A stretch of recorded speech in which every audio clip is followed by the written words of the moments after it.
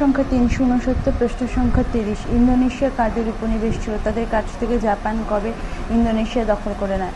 Indonesia হল্যান্ডের ডাচদের উপনিবেশ ছিল। Japan দ্বিতীয় বিশ্বযুদ্ধের সময় 1942 খ্রিস্টাব্দে হল্যান্ডের কাছ থেকে ইন্দোনেশিয়া দখল করে নেয়। 31। ইন্দোনেশিয়া জাপানের দুটি পদক্ষেপ উল্লেখ করো। হল্যান্ডের কাছ থেকে 1942 খ্রিস্টাব্দে ইন্দোনেশিয়া দখল করে জাপান 1. ইন্দোনেশিয়ার রাজনৈতিক বন্দীদের মুক্তি করে এবং 2. ইন্দোনেশিয়ার ডাচ ভাষার ব্যবহার নিষিদ্ধ করে। প্রশ্ন সংখ্যা 32। ইন্দোনেশিয়ার স্বাধীনতা আন্দোলনে অংশগ্রহণকারী কয়েকটি জাতীয়তাবাদী সংগঠনের নাম লেখো। ইন্দোনেশিয়ার স্বাধীনতা আন্দোলনে অংশগ্রহণকারী কয়েকটি জাতীয়তাবাদী সংগঠন ছিল বুদি উতামা, সেরেকাত ইসলাম, কমিউনিস্ট দল প্রভৃতি। 33। স্বাধীনতা আন্দোলনের সময় ইন্দোনেশিয়া কোন অঞ্চলে প্রজাতন্ত্র সরকার প্রতিষ্ঠিত হয়? এই সরকারের দায়িত্বে কারা ছিলেন? স্বাধীনতা আন্দোলনের সময় ইন্দোনেশিয়ার সুমাত্রা ও জাভায় প্রজাতান্ত্রিক সরকার প্রতিষ্ঠিত হয়। সরকারের রাষ্ট্রপতি ছিলেন ডক্টর সুকার্নো এবং প্রধানমন্ত্রী ছিলেন হাত্তা। 34। পূর্ব পাকিস্তানের উপর পশ্চিম পাকিস্তানের শোষণের দুটি উদাহরণ দাও। পূর্ব পাকিস্তানের উপর পশ্চিম পাকিস্তানের শোষণের দুটি উদাহরণ হচ্ছে: 1. পাক সরকার পূর্ব পাকিস্তানে শিল্পায়ন না ঘটিয়ে পূর্ব পাকিস্তানকে পিছিয়ে রাখা চক্রান্ত করে। 2. পূর্ব পাকিস্তানের নেতারা দেশের জাতীয়তা স্তরে উচ্চ পদ লাভে বঞ্চিত হয়। প্রশ্ন সংখ্যা 35।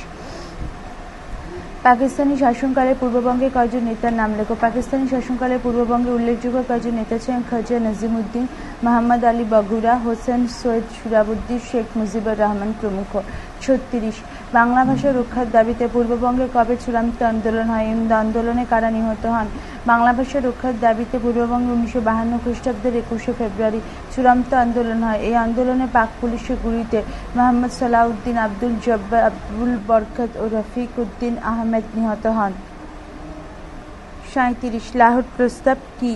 আলিগড় আন্দোলনের নেতা স্যার সৈয়দ আহমদ খান ভারতের দ্বিজাতি তত্ত্বের ধারণা ছড়িয়ে দিয়ে বলেন যে হিন্দু ও মুসলিম দুটি পৃথক জাতি যাদের একত্রে সহাবস্থান সম্ভব নয়।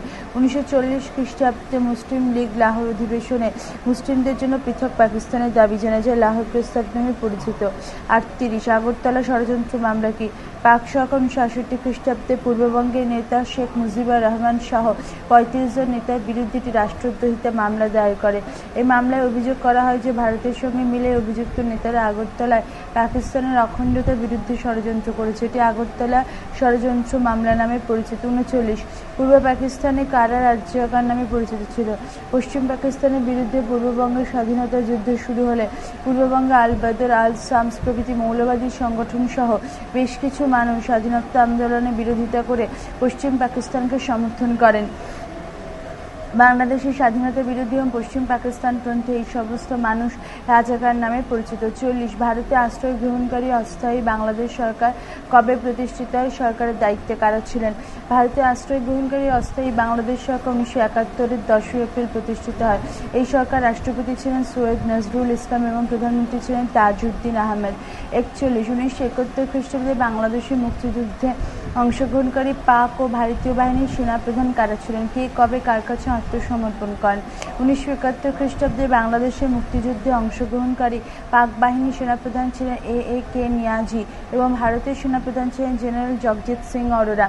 পাক সেনাপ্রধান নিয়াজি 1971 খ্রিস্টাব্দে 16ই ডিসেম্বর 93,000 সৈন্য সহ ঢাকার রেসকোর্স ময়দানে ভারতের সেনাপ্রধান জগজিৎ সিং অরোরার কাছে আনুষ্ঠানিকভাবে আত্মসমর্পণ করেন। 42।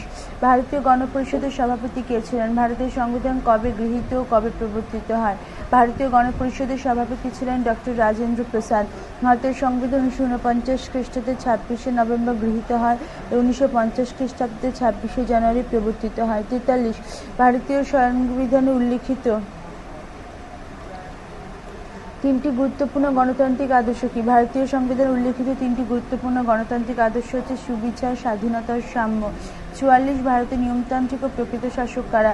স্বাধীন ভারতের নাম সর্বস্ব বা নিয়মতান্ত্রিক শাসক হলেন ভারতের রাষ্ট্রপতি এবং প্রকৃত শাসক হলেন ভারতের প্রধানমন্ত্রী। 45। ভারতের কেন্দ্রীয় আইনসভা কয়টি কক্ষ বিশিষ্ট কি কি? ভারতের কেন্দ্রীয় আইনসভা বা পার্লামেন্ট দ্বিকক্ষ বিশিষ্ট। উচ্চকক্ষের নাম রাজ্যসভা, নিম্নকক্ষের নাম লোকসভা। 46। ভারতীয় সংবিধানে কোন ধারে মৌলিক অধিকার ও নির্দেশমূলক নীতি উল্লেখ আছে? ভারতীয় নাগরিকদের জন্য মৌলিক অধিকার সংবিধানে 12 থেকে 35 নম্বর ধারা এবং নির্দেশমূলক নীতি 36 থেকে 51 নম্বর ধারায় উল্লেখ আছে। পৃষ্ঠ সংখ্যা 370। 47। পাকিস্তানের কেন্দ্রীয় আইনসভা কয়টি কক্ষ বিশিষ্ট এবং কি কি? পাকিস্তানের আইনসভা দ্বিকক্ষ বিশিষ্ট, উচ্চ কক্ষের নাম সেনেট এবং নিম্ন কক্ষের নাম জাতীয় পরিষদ। 48 পাকিস্তানের নিয়মতান্ত্রিক ও প্রকৃত শাসক কারা? পাকিস্তানের নিয়মতান্ত্রিক বা নাম সর্বস্ব শাসক হলেন পাকিস্তানের সে দেশের রাষ্ট্রপতি এবং প্রকৃত শাসক হলেন সে দেশের প্রধানমন্ত্রী। 49 কোন দেশের সংবিধানের অনুকরণে স্বাধীন বাংলাদেশের সংবিধান রচিত হয়? কবে এই সংবিধান কার্যকরী হয়? ব্রিটেনের সংবিধানের অনুসরণে স্বাধীন বাংলাদেশের সংবিধান রচিত হয়। বাংলাদেশের সংবিধান কার্যকরী হয় 1972 4 নভেম্বর। 50 স্বাধীনতা লাভের পর বাংলাদেশের প্রকৃত শাসক কে ছিলেন? বর্তমানে বাংলাদেশের নিয়মতান্ত্রিক ও প্রকৃত শাসক কারা? স্বাধীনতা লাভের পর বাংলাদেশের প্রকৃত শাসক ছিলেন রাষ্ট্রপতি। পরবর্তীকালে সংবিধান সংশোধনের ফলে বর্তমানে বাংলাদেশে নিয়মতান্ত্রিক বা নাম সর্বস্ব শাসক হলেন রাষ্ট্রপতি ও প্রকৃত শাসক হলেন প্রধানমন্ত্রী। 51 বর্তমান বাংলাদেশের প্রধান কয়েকটি রাজনৈতিক দলের নাম লেখো। বর্তমান বাংলাদেশের প্রধান কয়েকটি 51 বর্তমান বাংলাদেশের প্রধান কয়টি রাজনৈতিক দলের নাম লেখো। বর্তমান বাংলাদেশের প্রধান কয়টি রাজনৈতিক দল হচ্ছে বাংলাদেশ আওয়ামী লীগ, বাংলাদেশ জাতীয়তাবাদী দল বা বিএনপি, জামাত ইসলামী, জাতীয় পার্টি প্রভৃতি। 52 স্বাধীন বাংলাদেশের সংবিধানে উল্লিখিত কয়েকটি মৌলিক অধিকার উল্লেখ করো। স্বাধীন বাংলাদেশের সংবিধানে উল্লিখিত কয়েকটি মৌলিক অধিকার হলো: 1 আইনের দৃষ্টিতে সাম্য, 2 সরকারি পদে নিয়োগের সমান সুযোগ, 3 আইনের দ্বারা সকলের সমান আশ্রয় লাভের অধিকার, 4 জীবন ও ব্যক্তি স্বাধীনতার অধিকার সংরক্ষণ প্রভৃতি। 53 স্বাধীনতা লাভের অব্যবহিতির পর ভারতের কয়েকটি গুরুত্বপূর্ণ সমস্যা উল্লেখ করো। স্বাধীনতা লাভের অব্যবহিতির পর ভারতের কয়েকটি গুরুত্বপূর্ণ সমস্যা ছিল: খাদ্য সংকট, অর্থনৈতিক দুর্দশা, উদ্বাস্তু সমস্যা, বেকারত্ব, শিক্ষা ও চিকিৎসার অভাব, কাশ্মীরের পাক আগ্রাসন প্রভৃতি। 54 কবে কার উদ্যোগে ভারতের পরিকল্পনা কমিশন গঠিত হয়? 1950 ভারতের প্রধানমন্ত্রী জওহরলাল নেহরুর উদ্যোগে ভারতের পরিকল্পনা কমিশন বা যোজনা কমিশন গঠিত হয়। 55 ভারতে কে কবে পঞ্চবার্ষিকী পরিকল্পনা গ্রহণ করেন? ভারতের প্রধানমন্ত্রী পণ্ডিত জওহরলাল নেহরু 1951 খ্রিস্টাব্দ থেকে প্রতি 5 বছর অন্তর পঞ্চবার্ষিকী পরিকল্পনা গ্রহণ করেন। 55 ভারতে কে কবে পঞ্চবার্ষিকী পরিকল্পনা গ্রহণ করেন? ভারতের প্রধানমন্ত্রী পণ্ডিত জওহরলাল নেহরু 1951 খ্রিস্টাব্দ থেকে প্রতি 5 বছর অন্তর পঞ্চবার্ষিকী পরিকল্পনা গ্রহণ করেন। 56 ভারতের প্রথম পঞ্চবার্ষিকী পরিকল্পনার সময়কাল উল্লেখ করো। এই পরিকল্পনার দুটি প্রধান লক্ষ্য উল্লেখ করো। ভারতের প্রথম পঞ্চবার্ষিকী পরিকল্পনার সময়কাল ছিল 1951 খ্রিস্টাব্দ থেকে 56 খ্রিস্টাব্দ। এই পরিকল্পনার দুটি প্রধান লক্ষ্য ছিল: 1 ভারতের যুদ্ধ ও দেশভাগের ফলে সৃষ্ট অর্থনৈতিক সংকট দূর করা, 2 উন্নয়নমূলক কর্মসূচির মাধ্যমে দেশের জাতীয় আয় বৃদ্ধি করা এবং ভারতীয়দের জীবনযাত্রার মানোন্নয়ন ঘটানো। 57 প্রথম পঞ্চবার্ষিকী পরিকল্পনার দুটি ত্রুটি লেখো। প্রথম পঞ্চবার্ষিকী পরিকল্পনার দুটি প্রধান ত্রুটি ছিল: 1 এই পরিকল্পনায় 2378 কোটি টাকা ব্যয়ের লক্ষ্যমাত্রা ধরা হলো, পুরো টাকা কাজে লাগানো যায়নি। বাস্তবে ব্যয় হয় 1960 কোটি টাকা। 2 কৃষির ওপর বেশি গুরুত্ব দেওয়ার ফলে শিল্পের অগ্রগতিও আশানুরূপ হয়নি। 58 প্রথম পঞ্চবার্ষিকী পরিকল্পনার দুটি গুরুত্ব লেখো। প্রথম পঞ্চবার্ষিকী পরিকল্পনার দুটি গুরুত্ব ছিল: 1 প্রথম পঞ্চবার্ষিকী পরিকল্পনার মাধ্যমে ভারতীয় অর্থনীতিতে দীর্ঘকাল ধরে চলা। 57 প্রথম পঞ্চবার্ষিকী পরিকল্পনার দুটি ত্রুটি লেখো। প্রথম পঞ্চবার্ষিকী পরিকল্পনার দুটি প্রধান ত্রুটি ছিল: 1 এই পরিকল্পনায় 2378 কোটি টাকা ব্যয়ের লক্ষ্যমাত্রা ধরা হলো, পুরো টাকা কাজে লাগানো যায়নি। বাস্তবে ব্যয় হয় 1960 কোটি টাকা। 2 কৃষির ওপর বেশি গুরুত্ব দেওয়ার ফলে শিল্পের অগ্রগতিও আশানুরূপ হয়নি। 58 প্রথম পঞ্চবার্ষিকী পরিকল্পনার দুটি গুরুত্বপূর্ণ লেখো। প্রথম পঞ্চবার্ষিকী পরিকল্পনার দুটি গুরুত্ব ছিল: 1 প্রথম পঞ্চবার্ষিকী পরিকল্পনার মাধ্যমে ভারতীয় অর্থনীতিতে দীর্ঘকাল ধরে চলা স্থিতাবস্থা অবসান ঘটে। 2 প্রথম পঞ্চবার্ষিকী পরিকল্পনার মাধ্যমে ভারতের পরিকল্পিত অর্থনীতির পথ চলা শুরু হয়। 59 নেহেরু মহলানবিশ মডেল কি? ভারতীয় ইন্ডিয়ান স্ট্যাটিস্টিক্যাল ইনস্টিটিউটের প্রখ্যাত পরিসংখ্যানবিদ প্রশান্ত চন্দ্র মহলানবিশ 1955 খ্রিস্টাব্দে দ্বিতীয় পঞ্চবার্ষিকী পরিকল্পনাটির রূপরেখা বা মডেল তৈরি করেন। প্রধানমন্ত্রী নেহেরু কিছু সংশোধনের পর এই রূপরেখা প্রয়োগ করেন। এই মডেল নেহেরু মহলানবিশ মডেল নামে পরিচিত। 60 দ্বিতীয় পঞ্চবার্ষিকী পরিকল্পনার দুটি লক্ষ্য উল্লেখ করো।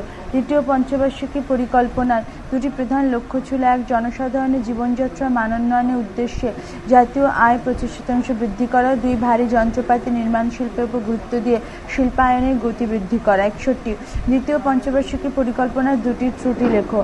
দ্বিতীয় পঞ্চবার্ষিকী পরিকল্পনার দুটি প্রধান ত্রুটি ছিল: 1 মুদ্রাস্ফীতি এবং অন্যান্য কারণে এই পরিকল্পনার মাঝপথে ব্যয়ের পরিমাণ কমিয়ে 4,600 কোটি টাকা ধরা হয়। 2 কয়লা এবং ইস্পাত উৎপাদনও তার লক্ষ্যমাত্রার চেয়ে অনেক কম ছিল। 62 দ্বিতীয় পঞ্চবার্ষিকী পরিকল্পনা দুটি গুরুত্ব লেখো। দ্বিতীয় পঞ্চবার্ষিকী পরিকল্পনা দুটি প্রধান গুরুত্ব ছিল। 1, এই পরিকল্পনায় শক্তি উৎপাদন যথেষ্ট বৃদ্ধি পেয়েছিল। 2, অন্তত 90 লক্ষ কর্মসংস্থান হয়েছিল। 63 তৃতীয় পঞ্চবার্ষিকী পরিকল্পনার সময়কাল ছিল 1961 খ্রিস্টাব্দ থেকে 1966 খ্রিস্টাব্দ পর্যন্ত। এই পরিকল্পনা দুটি প্রধান লক্ষ্য ছিল: 1, প্রতি বছর 5% হারে জাতীয় আয় বৃদ্ধি করা। 2, খাদ্য উৎপাদনে স্বনির্ভর হওয়া। পৃষ্ঠা সংখ্যা 371। 64 তৃতীয় পঞ্চবার্ষিকী পরিকল্পনা দুটি ব্যর্থতা উল্লেখ করো। তৃতীয় পঞ্চবার্ষিকী পরিকল্পনা দুটি প্রধান ব্যর্থতা ছিল: 1, জাতীয় আয় ও মাথাপিছু আয় তার লক্ষ্যমাত্রা স্পর্শ করতে ব্যর্থ হয়। 2, কৃষিক্ষেত্রে শোচনীয় ব্যর্থতা দেখা যায়। 65 তৃতীয় পঞ্চবার্ষিকী পরিকল্পনা দুটি গুরুত্ব লেখো।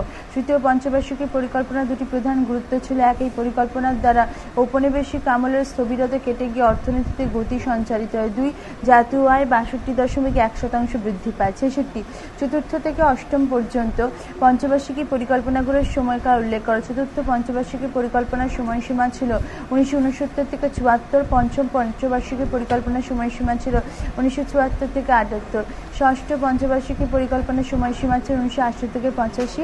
সপ্তম পঞ্চবার্ষিকী পরিকল্পনার সময়সীমা ছিল 1992 থেকে 97।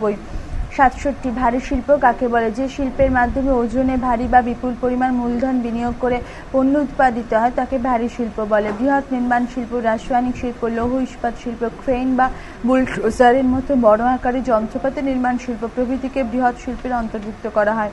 68 কার উদ্যোগে কবে ভারতের প্রথম আইআইটি প্রতিষ্ঠিত হয়? ভারতের কেন্দ্রীয় শিক্ষামন্ত্রী মৌলানা আবুল কালাম আজাদের উদ্যোগে 1952 ভারতের খড়গপুরে পশ্চিমবঙ্গ প্রথম আইআইটি প্রতিষ্ঠিত হয়। 69 হোমি জাহাঙ্গীর ভাবা কে ছিলেন? জওহরলাল নেহরু শাসনকালে হোমি জাহাঙ্গীর ভাবা ছিলেন ভারতের পরমাণু গবেষণার বিষয়ে প্রধান উপদেষ্টা। তার সভাপতিত্বে 1948 ভারতের শক্তি কমিশন প্রতিষ্ঠিত হয়। 70 দ্বিতীয় পঞ্চবার্ষিকী পরিকল্পনার দ্বারা কোন কোন ইস্পাত কারখানা গড়ে ওঠে? দ্বিতীয় পঞ্চবার্ষিকী পরিকল্পনার দ্বারা 3টি ইস্পাত কারখানা গড়ে ওঠে। এগুলি হচ্ছে: 1, Rourkela steel plant, 2, villi steel plant এবং 3, দুর্গাপুর স্টিল প্ল্যান্ট। 71 স্বাধীন ভারতে প্রতিষ্ঠিত কয়েকটি উল্লেখযোগ্য লৌহ ইস্পাত কারখানার নাম লেখো। স্বাধীন ভারতে প্রতিষ্ঠিত কয়েকটি উল্লেখযোগ্য লৌহ ইস্পাত কারখানা হচ্ছে রাউরকেলা, ভিলাই, দুর্গাপুর, বোকারো, সালেম, বিশাখাপত্তনম, বিজয়নগর প্রভৃতি। 72 ভারতের প্রযুক্তিবিদ্যা অগ্রগতির সঙ্গে যুক্ত কয়েকজন বিজ্ঞানীর নাম লেখো।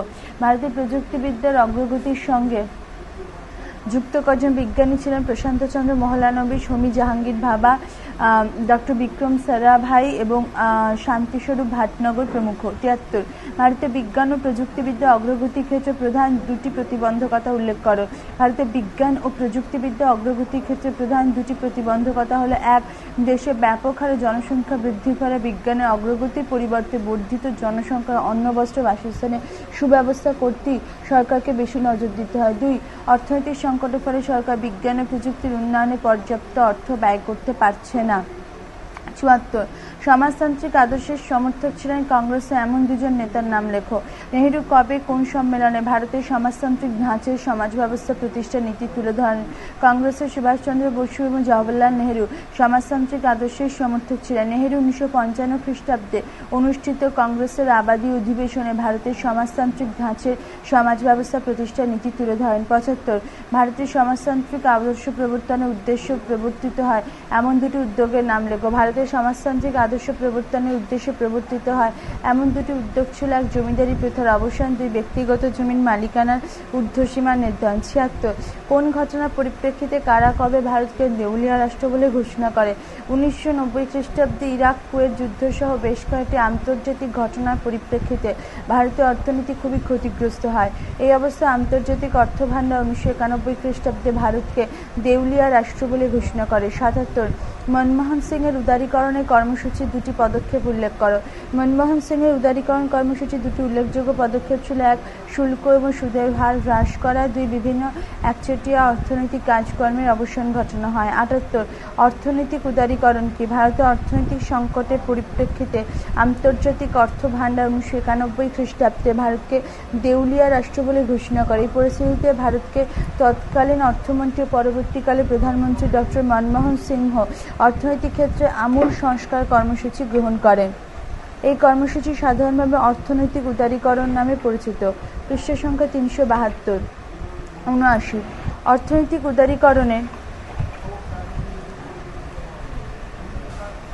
উদারীকরণে দুটি সাফল্য হচ্ছে: এক, অর্থনৈতিক উদারীকরণের ফলে ভারতের মুক্ত বাজার অর্থনীতি গড়ে ওঠে। দুই, দেশের দারিদ্র্য হার যথেষ্ট পরিমাণে হ্রাস পায়। 80। সার্ক কি? SAARC দক্ষিণ এশিয়া আঞ্চলিক সহযোগিতা বৃদ্ধির উদ্দেশ্যে এই অঞ্চলের 1 ভারত, 2 বাংলাদেশ, 3 পাকিস্তান, 4 নেপাল, 5 ভুটান, 6 শ্রীলঙ্কা ও 7 মালদ্বীপ। 7টি দেশ 1985 খ্রিস্টাব্দে বাংলাদেশের রাজধানী ঢাকায় একটি আন্তর্জাতিক সহযোগিতা সংস্থা গড়ে তোলে। এটি দক্ষিণ এশীয় আঞ্চলিক সহযোগিতা সংস্থা বা সার্ক নামে পরিচিত। 81। সার্কের দুটি প্রধান উদ্দেশ্য উল্লেখ করো। সার্কের প্রধান দুটি উদ্দেশ্য ছিল: 1, সদস্য রাষ্ট্রগুলোর অর্থনৈতিক সমৃদ্ধি, সামাজিক অগ্রগতি, সামাজিক উন্নয়ন ঘটানো। 2, দক্ষিণ এশিয়ার দেশগুলোর জনগণের কল্যাণ সাধন এবং তাদের জীবনযাত্রার মানোন্নয়ন ঘটানো। 82। সার্কের প্রথম 5টি শীর্ষ সম্মেলনের সময়কাল ও স্থান উল্লেখ করো। সার্কের প্রথম 5টি শীর্ষ সম্মেলনের সময়কাল এবং স্থান হচ্ছে: প্রথম শীর্ষ সম্মেলন বছর 1985, শহর ঢাকা, দেশ বাংলাদেশ। দ্বিতীয় শীর্ষ সম্মেলন বছর 1986, শহর বেঙ্গালুর, দেশ ভারত। তৃতীয় শীর্ষ সম্মেলন বছর 1987, শহর কাঠমান্ডু, দেশ নেপাল। চতুর্থ শীর্ষ সম্মেলন বছর 1988, শহর ইসলামাবাদ, দেশ পাকিস্তান। পঞ্চম শীর্ষ সম্মেলন বছর 1990, শহর মালে, দেশ মালদ্বীপ। 83। সার্কের দুটি সাফল্য উল্লেখ করো। সার্কের দুটি সাফল্য হচ্ছে: 1, সার্কের সদস্য রাষ্ট্রগুলির মধ্যে অর্থনৈতিক আদান প্রদান, বাণিজ্যিক সহযোগিতা যথেষ্ট বৃদ্ধি পেয়েছে। 2, সন্ত্রাসবাদ প্রতিরোধেও মোটামুটি সন্তোষজনক সাফল্য এসেছে। 84। সার্কের দুটি সমস্যা উল্লেখ করো। সার্কের দুটি সমস্যা হচ্ছে: 1, বিভিন্ন সময়ে। 83। সার্কের দুটি সাফল্য উল্লেখ করো। সার্কের দুটি সাফল্য হচ্ছে: 1, সার্কের সদস্য রাষ্ট্রগুলোর মধ্যে অর্থনীতিতে আদান প্রদান ও বাণিজ্যিক সহযোগিতা যথেষ্ট বৃদ্ধি পেয়েছে। 2, সন্ত্রাসবাদ প্রতিরোধেও মোটামুটি সন্তোষজনক সাফল্য এসেছে। 84। সার্কের দুটি সমস্যা উল্লেখ করো। সার্কের দুটি সমস্যা হচ্ছে: 1, বিভিন্ন সময় ভারত পাক বিরোধ সার্কের অভ্যন্তরীণ কাজে বাধা সৃষ্টি করেছে। 2, শ্রীলঙ্কার তামিল জঙ্গি কার্যকলাপের পরে ভারত শ্রীলঙ্কার সম্পর্কের অবনতি হয়েছে, তা সার্কের কার্যাবলীতে নেতিবাচক প্রভাব ফেলেছে। 85। পশ্চিমবঙ্গ ত্রিপুরা বিধানসভার সদস্য সংখ্যা কত? পশ্চিমবঙ্গ ত্রিপুরা বিধানসভার সদস্য সংখ্যা যথাক্রমে 294 ও 60। 86। রাজ্যের নিয়মতান্ত্রিক ও প্রকৃত শাসক কারা? রাজ্যের নিয়মতান্ত্রিক শাসক হলেন রাজ্যপাল এবং প্রকৃত শাসক হলেন মুখ্যমন্ত্রী। 87। কে কাকে অঙ্গরাজ্যের মুখ্যমন্ত্রী হিসেবে নিয়োগ করেন? কোন রাজ্যের রাজ্যপাল সংশ্লিষ্ট রাজ্যের বিধানসভার সংখ্যাগরিষ্ঠ দল বা জোটের নেতা বা নেতৃত্বকে সেই রাজ্যের মুখ্যমন্ত্রী হিসেবে নিয়োগ করেন। 88। ভারতে কেন্দ্রীয় ও রাজ্য সরকারগুলির মধ্যে মূলত কয় ধরনের ক্ষমতা বণ্টিত হয়েছে ও কি কি? ভারতের কেন্দ্রীয় এবং রাজ্য সরকারগুলির মধ্যে মূলত 3 ধরনের ক্ষমতা বণ্টিত হয়েছে, যথা: 1, আইন সংক্রান্ত ক্ষমতা, 2, শাসন সংক্রান্ত ক্ষমতা এবং 3, অর্থ সংক্রান্ত ক্ষমতা। 89। আইন সংক্রান্ত বিষয়ে ভারতীয় সংবিধানে কয়টি তালিকা রয়েছে ও কি কি? আইন সংক্রান্ত বিষয়ে ভারতীয় সংবিধানে 3টি তালিকা রয়েছে, যথা: 1, কেন্দ্রীয় তালিকা, 2, রাজ্য তালিকা এবং 3, যুগ্ম তালিকা। 90। আইন রচনার বিষয়ে রাজ্যের তুলনায় কেন্দ্রের প্রাধান্য রয়েছে এমন দুটি উদাহরণ। আইন রচনার বিষয়ে রাজ্যের তুলনায় কেন্দ্রের প্রাধান্য রয়েছে এমন দুটি উদাহরণ হচ্ছে: 1, দেশে জরুরি অবস্থা থাকলে, রাজ্যের রাষ্ট্রপতি শাসন জারি থাকলে, আন্তর্জাতিক সন্ধি বা চুক্তির শর্ত পালনের প্রয়োজন থাকলে, 2, বা ততোধিক রাজ্য আইনসভায় অনুরোধ করলে সংশ্লিষ্ট রাজ্য তালিকাভুক্ত বিষয়ে কেন্দ্রীয় আইনসভা আইন পাশ করতে পারে। 2, যুগ্ম তালিকাভুক্ত বিষয়ে কেন্দ্রীয় রাজ্য আইনসভা আইনের বিরোধ বাঁধলে কেন্দ্রীয় আইন কার্যকর হয়।